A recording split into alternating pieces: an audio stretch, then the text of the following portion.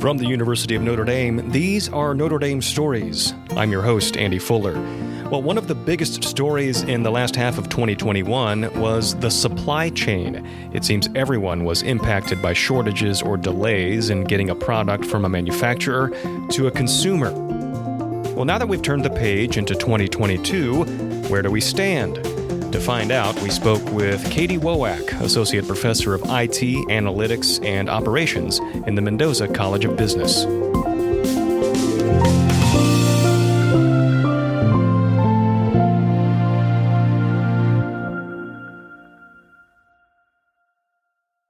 We'll get rolling. We're talking about a subject that I think impacts everyone almost every day, certainly when they go to the grocery store or wherever they're shopping. But it is, I think, more complex than people realize. And so I wonder if we should start maybe defining our terms a little bit. So when we say supply chain, from your perspective, what is it that kind of makes up that enterprise?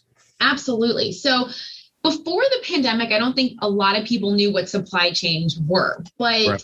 It has drastically changed since the pandemic. And when you think about supply chain management, you can kind of break it down into three key components. So the first one is sourcing, and that is really when you are buying materials from suppliers in order for manufacturers to produce products.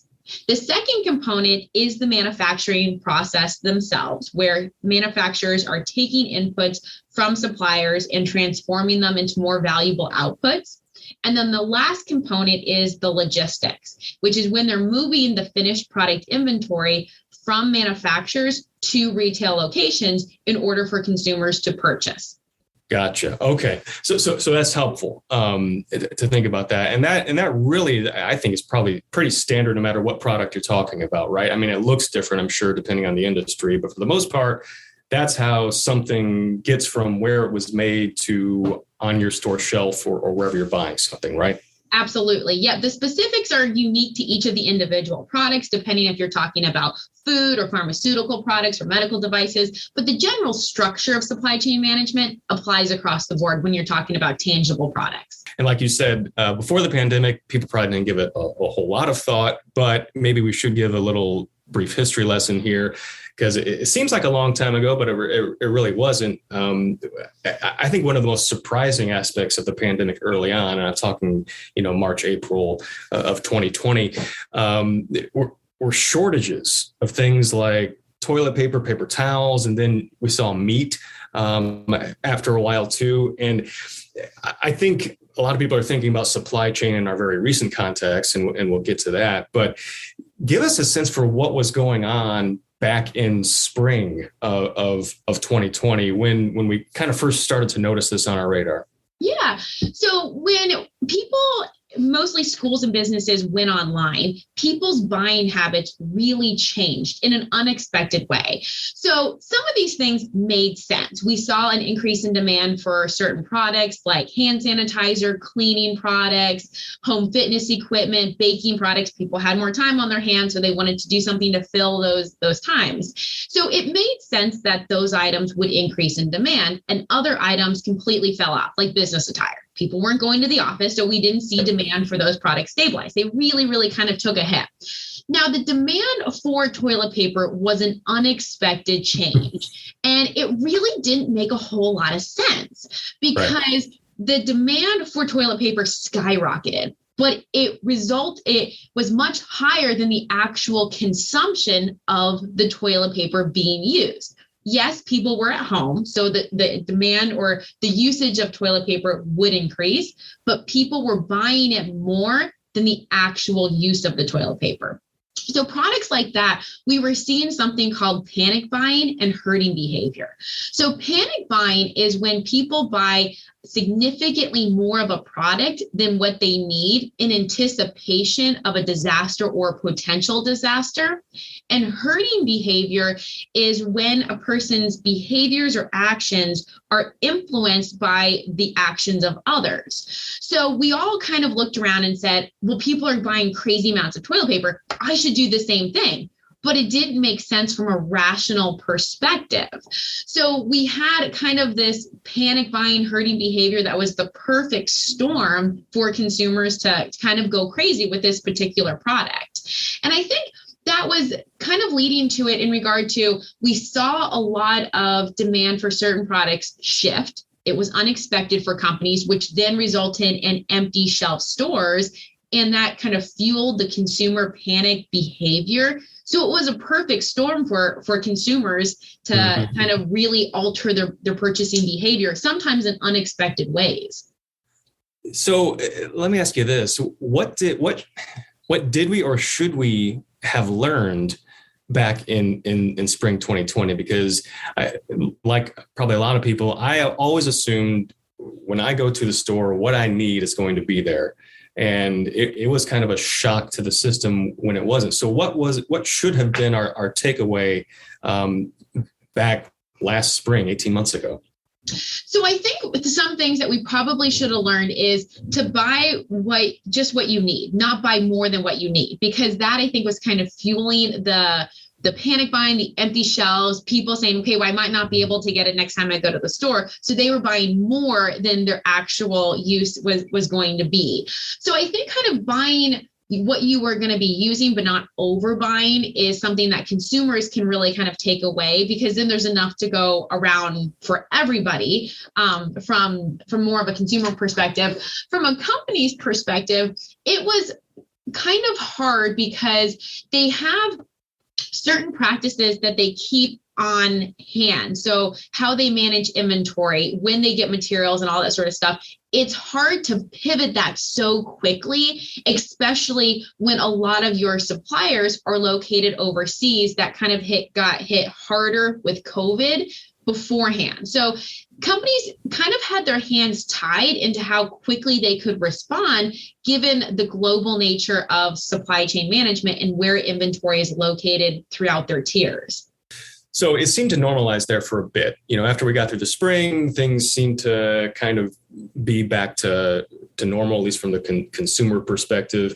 But definitely by, I think, summer 2021, right, we started to notice maybe some cracks appearing again. And then, that continued all the way through the holiday shopping season that we just completed. And I think we were all willing to accept that, oh, well, it's pandemic related on some level, but I'm not sure many people understood why. So can you help us understand this most recent kind of supply chain and I guess current supply chain vulnerability? Is it the same type of thing we saw back, spring 2020, or are there other dynamics at play here? There's certainly other dynamics at play.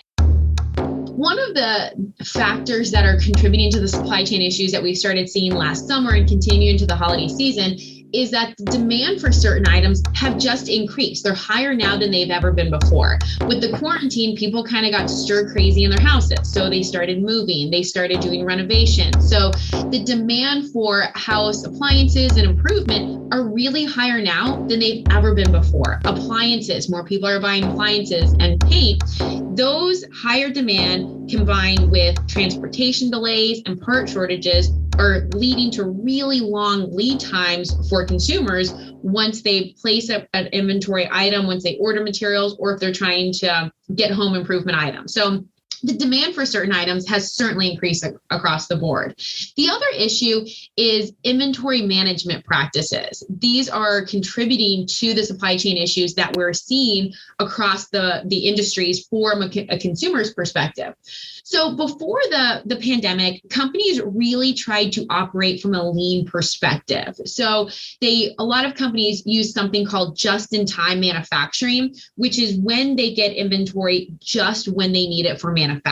They don't keep a lot of inventory on hand just in case, because that can be really expensive for companies. Just-in-time manufacturing, it works really, really well under stable conditions. Materials can arrive when you need them, in the quantity that you need them. But now we are seeing more variability in our transportation, where companies may not get the inventory that they need, or their suppliers are not producing as much as they used to in the past because employees could be sick. They could be running every other workstation to enable social distancing. We're seeing a lot of delays at ports where inventory could be on cargo ships, but it's sitting out in the sea for 45, sometimes 50 days before it can get unloaded and sent to manufacturers. And then we're also seeing trucking issues as well. So trucking is the primary form of transportation from ports and manufacturing plants to retail locations, but we're having a lot of trucking issues because of driver shortages. So inventory is just sitting there if you can't get it to kind of the last leg of the distribution. Mm-hmm. And the other factor that's contributing to it is how global supply chains are. I don't think a lot of people realize this before the pandemic, but we have such global supply chains where even if a company's first tier supplier, so their direct suppliers for their manufacturing plant, are domestic, most likely their second or third or even fourth tier suppliers are located overseas, primarily in China. And we're having a lot more delays with shipping materials from those suppliers who are overseas to manufacturing plants domestically. So a lot of factors at play here. Exactly. Well, exactly. And it shows just how complex the supply chain is because you've got all these different factors here. If something is being made in China, let's assume it can get on a boat and then come over here. Now you have a wait at the dock because of any number of issues. And then even if it does get off the boat, you have the variability in trucking, where there's a shortage there. So there's so many different points along the way where the supply chain could be vulnerable. And I hear you saying they're all kind of not great right now. And it's a cascading impact. I mean, you can't have buffers in the system where one issue can be resolved at the next step. It just adds, it's a confounding effect for every leg along the supply chain.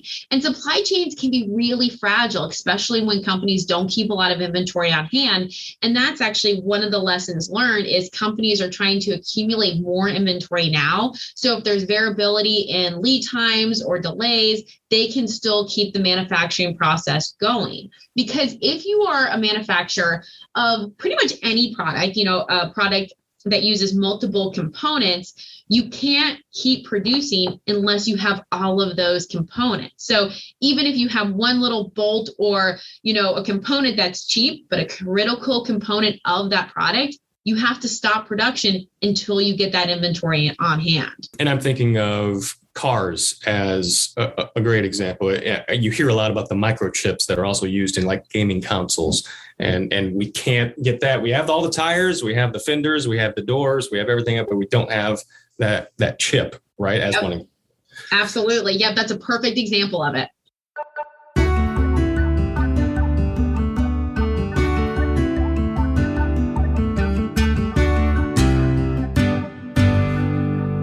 Give us kind of a state of play now. I mean, we all knew about it and kind of braced for it during the holiday shopping season. Folks probably shipped things, right after Thanksgiving to make sure that they arrived by Christmas. But now, we're recording this after the holiday season. And I wonder if a lot of folks are optimistic that maybe these supply chain things will kind of straighten out. How optimistic should we be? Where are we right now?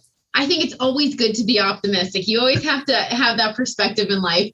But I think it is fair to say that things now that the holiday season are past us, it's given chance for companies to kind of breathe for a second. And hopefully things will stabilize in regard to product being more stable and we're not seeing spikes in demand that we see before Christmas shopping season. So it is hopeful that things over the next couple months will stabilize and give companies a chance to kind of catch up with their manufacturing and their production process.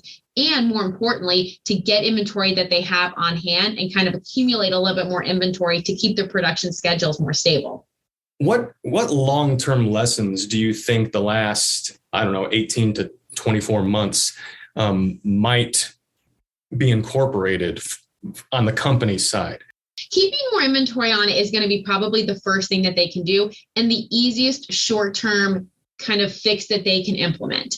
The other longer term strategies that companies are probably going to be considering is changing or expanding their supply base. So making sure suppliers are kind of spread out from a geographic perspective. So if you have one plant shut down in China, you can still get materials from another supplier, perhaps in a different location. So kind of changing where they're getting inventory from is going to be another longer term solution that companies should consider. But finding the appropriate suppliers to give you the right components, that's a process. You have to really work through if a supplier has those capabilities and the capacity to supply you. So that could take a while for companies to implement. And then the other thing that you can argue as well is companies might not be making major changes right now. They could still be in the information gathering phase, because you could really argue that we're not past the pandemic yet and things are changing really, really rapidly. So they're probably still gathering a lot of information. And then once things stabilize, once the pandemic is officially over, whenever that may be, that's when you'll probably see a lot of changes from a company's operational perspective, because it'll be stable, it'll be more stable, and they'll be able to make these changes with more confidence. Right. Because right now things are, inherently in flux. And so why make lasting decisions in a very temporary, we hope, how temporary context, right? Mm-hmm. Absolutely. Well, hopefully we can expect things to stabilize a little bit more from a consumer's perspective. I think we all have those horror stories where you've ordered something and you've waited 6-9 months in order to get it. So I think the takeaway from consumers is just to plan ahead, really consider longer lead times from the products that you're purchasing, and to kind of maybe even manage your expectations. So we're used to getting a lot of the things that we ordered pretty quickly. Amazon has gotten people used to the 2-day delivery, but with the pandemic, we might just see longer lead times moving forward in general. It might not ever come back to the really quick delivery that we're used to seeing. And it's just changing our perspective with this new environment that we're all operating in. I think everybody has a new appreciation for supply chain management now post-pandemic. Right. You're very popular these days, I'm sure. Either popular or unpopular. When people can't get the products that they want, they come to me and say, why can't you guys figure this out? Right. Well, yeah, that's it's a double-edged sword, I guess. Katie Woak, thank you very much. Absolutely. Thank you so much, Andy. I appreciate it. Notre Dame Stories is produced by the Office of Public Affairs and Communications. I'm your host, Andy Fuller. Our music is by Alex Mansour.